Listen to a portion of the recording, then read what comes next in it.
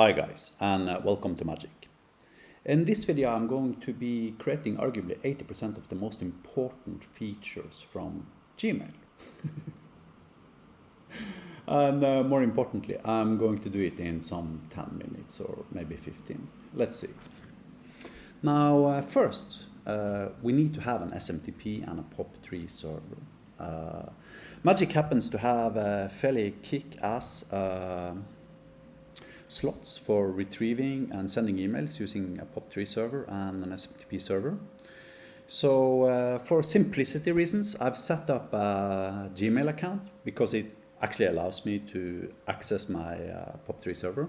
I've gone into here, I've selected all settings, and I have turned on POP3 for all mail, even mail that's already been downloaded. Then I've saved my changes. You also actually have to enable if you are using Gmail, you have to enable your Gmail account for so-called quote-unquote insecure apps, which is a ridiculous name, by the way. But anyway, it's Google's choice. So with that in mind, first things first, we need a database, right? And by the way, you will need version 8.1.7 at the very least of Magic in order to follow this tutorial if you wish. And also the SQL script and all code that I'm creating and using in this video can be found at a DSON article, which you can find the link to in the description of this video. Anyways, so let's go to our SQL bugger. And I'm going to be using MySQL, and I happen to have an SQL script for MySQL that creates a database called magic_email here. Basically what it does, it creates three tables: emails, contacts, and then it creates an association between emails and contacts here, basically allowing us to have a many-to-many relationship between email content and the senders of these said emails. So with that in mind, let me, I'm not entirely sure if I've actually already have this database. Let me do this to be sure. Okay, I didn't. Never mind that last second. Just go to your SQL pane. If you're using MySQL, choose MySQL. If you're using MS SQL, sorry, you're shit out of luck and you actually have to manually port this MySQL script to Microsoft SQL Server syntax. However, if you have MySQL, just click Evaluate and boom, you have a database. And in fact, if we refresh here now, we can already see that it's created a database for us called Magic Mail. And you can also see the structure of this database if you go to the Crudifier and you select one table at a time. Here you see contacts, for instance, basically just an email address and an ID. Then you see emails here, which is basically just a subject and a body and a direction, meaning sent or received, and an ID. And then you have the association between contacts and emails here, basically being a many-to-many helper link table with an email ID and a contact ID, allowing us to create one contact for every single email address we are retrieving emails from, and then associated that with an incoming email. So let's first choose all tables here in the magic_mail database and just click Crudifier. Okay, we now have 14 HTTP REST endpoints with 72 lines of back-end code wrapped around .NET Core C# using Hyperlambda. And in fact, we can already go to our files and we can check out our modules and have a look at magic_mail and have a look at these endpoints. And we can already actually invoke them too if we go to our endpoints. We show endpoints, let's count the number of contacts, obviously it's 0, etc. because there's no data in our database. Then we are going to have to periodically actually poll our POP3 server to check if new emails arrives. In the latest version 8.1.7 of Magic, there's actually a Hyperlambda script that allows you to do just that. It's called fetch-magic-emails. And here you can see it. It's basically 39 lines of code. If you click Alt-M, you can maximize it to read the entirety of the Hyperlambda at the same time. And basically what it does, it connects to our database. Then it connects to our POP3 server. For the record, the database connection is lazily created, so it will actually never be opened before it's actually dereferenced.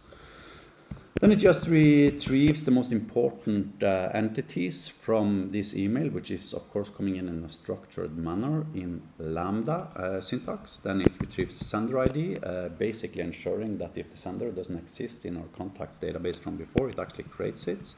And then it inserts into emails here, the subject and the body, and then it creates the association between that particular email and the contact that sent you this email. Alt-M to demaximize. Just select all this code and copy it. I click Ctrl-Z, then go to your tasks, menu item, and then create a new task called fetch emails, for instance. This task will fetch all emails from your POP3 account. And then just paste in the hyperlambda. Now, for the record, I want to emphasize, and this is fairly important, before you actually do this and create the task, you probably want to go into your backend folder of Magic, then you want to find your app settings.json, and then you need to configure your SMTP account and your POP3 account. I happen to have these settings here already in TextPath.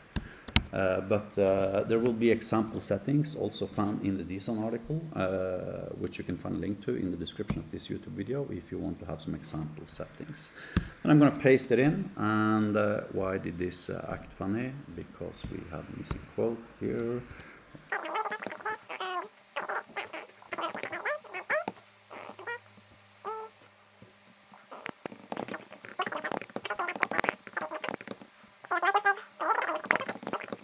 Well, if I spend more than 10 minutes doing this, I blame Apple. Where is our error now? Here we go. And there we go. It seems to be legit now. Okay, save the file, and then let's just create the task. Okay. Then we're going to have to schedule this task such that it runs periodically, for instance, every single 5 seconds. Okay. And now the task runs every 5 seconds. And in fact, if we now go back to our SQL pane and we do select all from emails, hopefully, pretty rapidly, we are going to get content here. And we did. And we can do the same for contacts. And we did. And we can get the same from contacts emails. Is that its name? Nope. That wasn't its name, so let's figure it out. Codifier, open it in a different tab, Magic emails, emails contacts, thank you. Underscore contacts. And there we go. So you see already our database has been populated. And in fact, if we now do emails, we evaluate it, we see we have 4 emails here now. Let's go to my normal Gmail account and let's send it an email, testing@anarchy@gmail.com. Howdy, this email was sent during my YouTube video. Just to demonstrate that it's actually polling emails periodically. Now, fetch it again. Okay, it still didn't come. Might take 5 to 10 seconds. Still didn't come. Still didn't come. Come on. Now it popped up in my Gmail here. Now it's probably going to pop up here. And here it is. Howdy, this email was sent during my YouTube video. So I now successfully sent an email from my normal Gmail account to my POP3 server, which just so happened to be Gmail's POP3 server. And my scheduled task actually executed every 5 seconds, polling my POP3 server and automatically inserted that email into my database. And of course, now also the association between emails and contacts has also created one entry from thomas@guysol.com to this particular email. So we can now go to our files, and now we're going to create, actually let's go to evaluator first, and then let's load another snippet, SMTP. Now, if you choose the SMTP-send snippet here, then actually this piece of hyperlambda sends an email, and it's actually not intended to be executed directly because it's actually intended to be created an HTTP post REST endpoint out of. So you can just copy all of this code, then you can go to your Files menu item, then you can click Modules, then you can click magic_mail, then let's create a new Hyperlambda file. And let's call it send-email.post.hl. This exact name of this file is extremely important. The .hl means Hyperlambda, the .post implies this is an HTTP post REST endpoint. And when we click OK, we now have a new file, which we can filter for. Click the file and edit it. And I'm going to be pasting in what I have on the clipboard, and then I'm going to save it. And we now have an HTTP REST endpoint allowing us to actually send an email using our configuration settings from our app settings, and more specifically it's SMTP segment here. Now these are the standard Gmail SMTP and POP3 settings. If you want to use your own Gmail account, the only thing you gotta change is the username, and then you gotta change the password. And for the record, I will change this password before I upload this YouTube video, so don't even try it. So we now have an HTTP REST endpoint, we have a database, we can now CRUDify, not CRUDify, but we can go to our endpoints, we can show our endpoints, we can do send, and here you can see we actually do have our send endpoint. We can already try it. Okay, so let's try it. Thomas@GaiaSoul.com. Subject, hello from Magic. This email was sent during the creation of my YouTube video. And to make sure I'm not actually doing some funny stuff here, let me show you my Gmail account before I actually click post here. Hopefully this is going to work, and it didn't. Darn it. Okay, let's have a look at the log. What actually happened? Unhandled exception, no actual contents. Okay, there seems to be a bug in my script, so let's find it in the files. Menu item here, it's up magic, _mail, let's send email, post, and then we have a to, subject, and a body. Okay, we have a to, a subject, and a body. They're all supposed to be strings, and we are missing an wrap. Yeah, again, all this code you can find in the DSON article, which I'm going to link to in the description of this YouTube video. Then you can save it. Let's try it again. Go back to our endpoints, post. Hooray. No actual content supplied to message. See my endpoint here. Double asterisks. Demo troll. Let's try again. And yoo-hoo, there we go. If I now go back to my Gmail account and I wait a little bit, I can see my email. Right. Yet again, this entire code can be found in the DSON article, which I'm going to link to in this particular YouTube video, where you can find this Hyperlambda code. You can find the SQL script that created my database, and you can find all other code snippets that I will be creating during this video. Now we can go to our endpoints. Then we can show it, verify that send email endpoint is actually selected here. It is, okay. Then we can hide our endpoints, then we can give our app a name. Let's call it Gmail. Let's select our template, being Angular default, click generate, and boom, we have a front end. Let's unzip it. Let's open another terminal window. Go to our downloads folder, whoops. Keep on doing that for some reason. Then let's open up the folder in Visual Studio Code where our unzipped content can be found. And just close this bugger, open up a new terminal window and type npm link. This will take some time. When npm link is done, type ng serve --port 4201, and this too will take some time. When ng serve is done, you can go back to your browser, you can open up a new tab, you can go to localhost :4201 and open that page, at which point you will be asked to log in. Log in with your root username and password, and here is your Gmail. If you click the emails links, for instance, you can already start reading your emails, right? And of course, let me demonstrate this by sending another email. Send another one to testing, another email. Yoo-hoo! And of course, as it surfaces here, it will also surface up here. Though we don't poll our backend, so this implies that once the email is fetched from our POP3 server, we actually need to refresh the browser. Implementing polling is probably fairly simple. Let's have a look and see if it popped up. Howdy from Thomas, still nothing.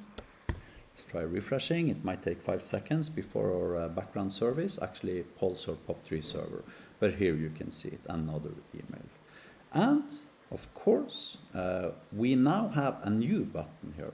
Now, first of all, we want to make the subject and the direction we want to hide.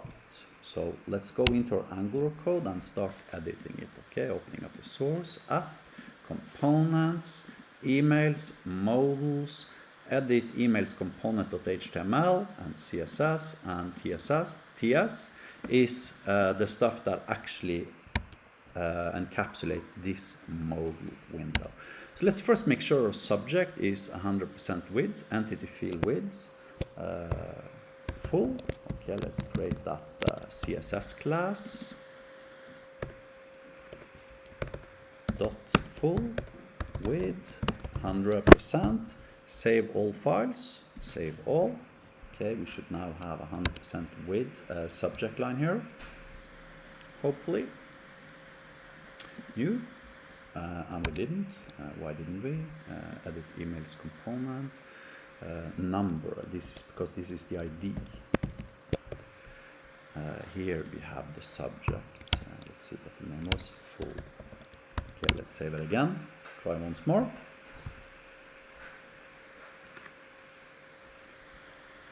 Click new, and there we go. The subject line is now 100% width. Then we want the body to be a text area. Okay, let's find the body. Let's change it to a text area. Copy.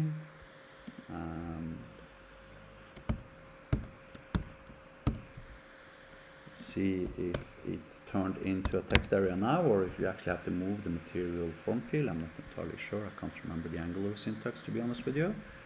And we had to, of course, this looks a little bit funny, at the least. Text area. Let's see, text area. Let's try once more. New.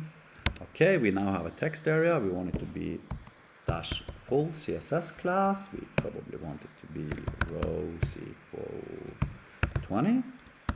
Save. New. Okay, here we have our body. It was a little bit too big, maybe. Let's do 10. See how it looks like now, and this is slightly more sane. And then we want to completely eliminate this direction. And the way, most easy way, I mean, obviously you shouldn't do this in your actual application, but we're just gonna, for simplicity reasons, simply hide it here. Display none. And then we're going to set its initial value, which is of course the direction on our entity. We go back to TS here, and then we go back to our constructor here. Then we can set this.data.direction equal send. Is that the correct thing? Dialog data, public, entity. Direction. And what this basically ensures is that when you see, if we go to our database now and we have a look at these existing records we have in our email database, you will see it has a direction here. This is basically just simply received or sent, and we just want to make sure that every single email we send from this Gmail clone has a direction of sent instead of received, right? So that's what we want to do. And that basically just happens by the stuff we did just now. Then we want to override the save button. Let's find the close here. This.dialog.ref.close. Okay, let's go back to our emails.component.ts. Let's find our model. Window where it opens up the model window to create a new entity. Go to implementation, set edit data, const open.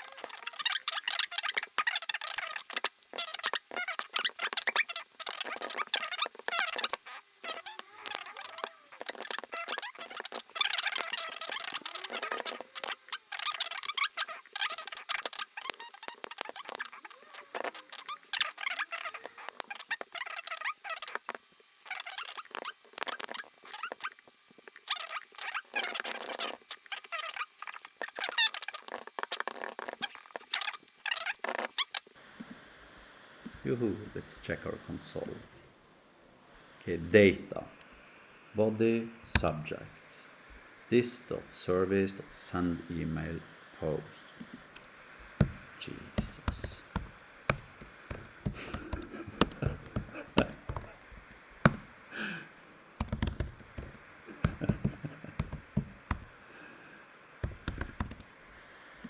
I forgot to subscribe to my service.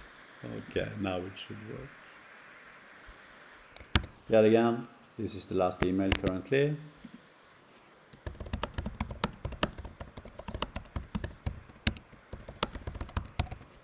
Save. Item successfully created. Success. My inbox. This email is freaking sent, and it finally worked. So I basically forgot to subscribe to my go to implementation to my HTTP post invocation that of course returns observable, and that's basically it. So let's create a stupid text field here. Let's do okay, actually we can use this guy, I guess, and then let's do full material input. It's not number, it doesn't have a step, it does recipient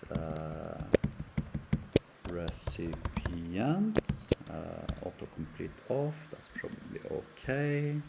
Let's add a field here which is data bound, string public. Then let's make sure we use this guy here down where we're sending it. This dot control V, save all, and let's try again. Let's just delete this email. Let's try to send another email. Thomas@gayasoul.com. Howdy from Magic. This was finally the rest of the thingy MacJengy. Save. And of course we happen to have a pop-up here which we should probably remove. So let's find it. Alert. There we go. Console.log. Email was successfully sent. And there we are. And I can now check my emails, and probably it will pop up here again. Howdy from Magic. And this was finally the rest of the thingy MacJengy. Now to repeat what I actually did, I opened up the emails folder here instead of my components folder. Then I